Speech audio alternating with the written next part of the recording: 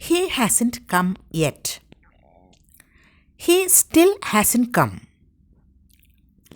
ഈ രണ്ട് സെൻറ്റൻസും തമ്മിൽ എന്തെങ്കിലും ഡിഫറൻസ് ഉണ്ടോ?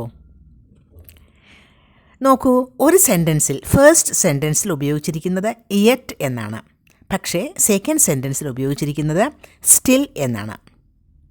ഈ രണ്ട് സെൻറ്റൻസിൻ്റെയും മീനിങ് ഒന്ന് തന്നെയാണ്. എന്താണ് ഇതിൻ്റെ meaning? He hasn't come yet എന്ന് പറഞ്ഞാൽ അതിൻ്റെ മീനിങ് അവൻ ഇതുവരെയും വന്നിട്ടില്ല. ഹി സ്റ്റിൽ ഹാസൻറ്റ് കം എന്ന് പറയുമ്പോഴും മീനിങ് അത് തന്നെയാണ്, അവൻ ഇതുവരെയും വന്നിട്ടില്ല. പക്ഷേ ഈ രണ്ട് സെൻറ്റൻസും തമ്മിൽ ഒരു കുഞ്ഞ് ഡിഫറൻസ് ഉണ്ട് കേട്ടോ. അതെന്താ? ഹി ഹാസൻറ്റ് കം യെറ്റ് എന്ന് പറയുമ്പോൾ നമുക്ക് ഒരു പ്രതീക്ഷയാണ്. ഇപ്പോൾ അടുത്ത സമയം തന്നെ, കുറച്ച് സമയം കഴിയുമ്പോൾ അവൻ എത്തും.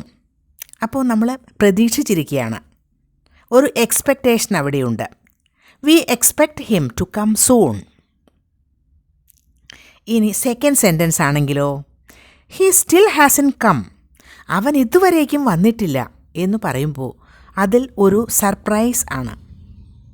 വല്ലാതെ ആശ്ചര്യത്തോടെയാണത് പറയുന്നത്. അവൻ ഇതുവരേക്കും വന്നിട്ടില്ല, എന്തുകൊണ്ടാണ് അങ്ങനെ വരാത്തത്, എന്താ ഇത്ര സമയം വൈകുന്നത് എന്നൊക്കെയുള്ള ഒരു ഇംപേഷ്യൻ്റ് ആയിട്ടാണ് നമ്മളത് പറയുന്നത്. ഹി സ്റ്റിൽ ഹാസൻറ്റ് കം എന്ന്. അപ്പോൾ രണ്ട് സെൻറ്റൻസും തമ്മിൽ മീനിങ് ഡിഫറൻസ് മനസ്സിലായല്ലോ. ഹി ഹാസൻറ്റ് കം യെറ്റ് എന്ന് പറയുമ്പോൾ അവിടെ ഒരു എക്സ്പെക്റ്റേഷനാണ്.